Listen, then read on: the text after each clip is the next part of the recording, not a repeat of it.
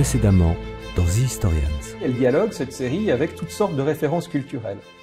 Qu'elles soient littéraires, qu'elles soient artistiques, qu'elles viennent de la culture populaire. Et ça, c'est intéressant.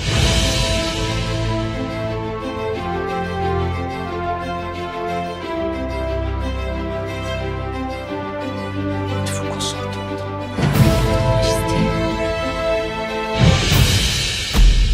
On a beaucoup reproché à la série de Tudors de prendre des libertés avec l'histoire, de distordre la réalité des faits, et il suffit d'aller sur Internet pour découvrir plusieurs listes d'erreurs, d'anachronismes, d'inventions fictives.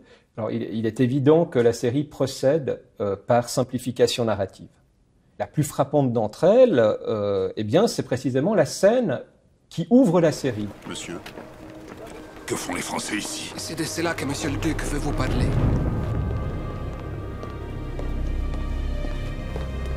Excellence. Misérables Français!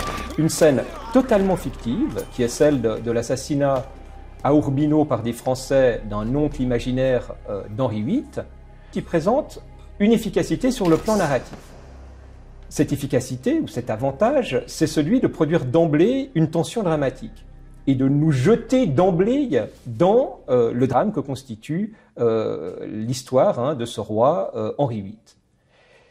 Autre avantage, c'est que, en entrant de la sorte dans les événements historiques, eh bien, on s'épargne une très longue mise en contexte qui est compliquée et qui devrait justement prendre le temps de raconter l'histoire, la longue histoire des revirements diplomatiques entre la France et l'Angleterre dans les années qui précèdent. Donc, on a affaire effectivement à des éléments purement fictionnels. En même temps, cette fiction, elle n'est pas sans lien, alors un lien ténu parfois, très ténu, avec une allusion, un clin d'œil, quelque chose d'historiquement attesté. Vous et moi ensemble, il n'y a plus aucun pays au monde, aucune frontière, aucun univers que nous ne puissions conquérir. Le fait, par exemple, d'attribuer des accents de manière abusive. Alors le cas le plus frappant, c'est Charles Quint, qui est de langue maternelle française et qui arrive dans chaque scène avec un accent espagnol fortement connoté. Alors pourquoi?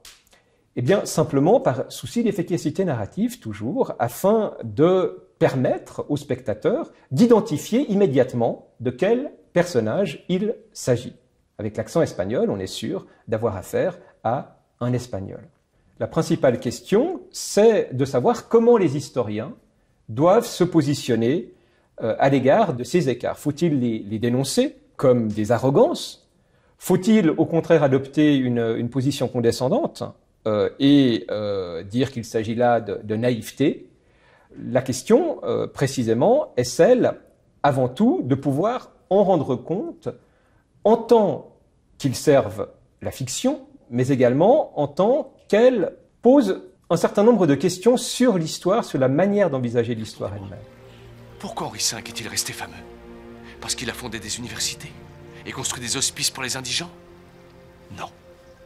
Il est resté fameux pour avoir gagné la bataille d'Azincourt.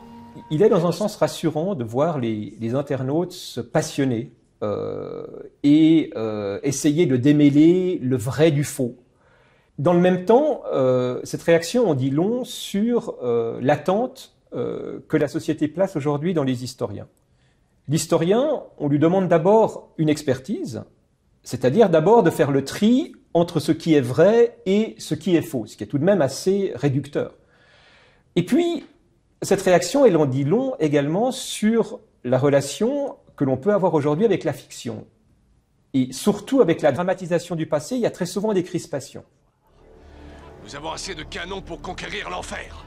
Le public, en réalité, cherche à se documenter, cherche effectivement à démêler, lui aussi, ce qui est faux et ce qui est vrai, en se limitant à une forme de gossip historique et à des préoccupations d'ordre événementiel qui sont très éloignées, au fond, des intérêts des historiens et des questions que pose la recherche aujourd'hui sur l'Angleterre des Tudors.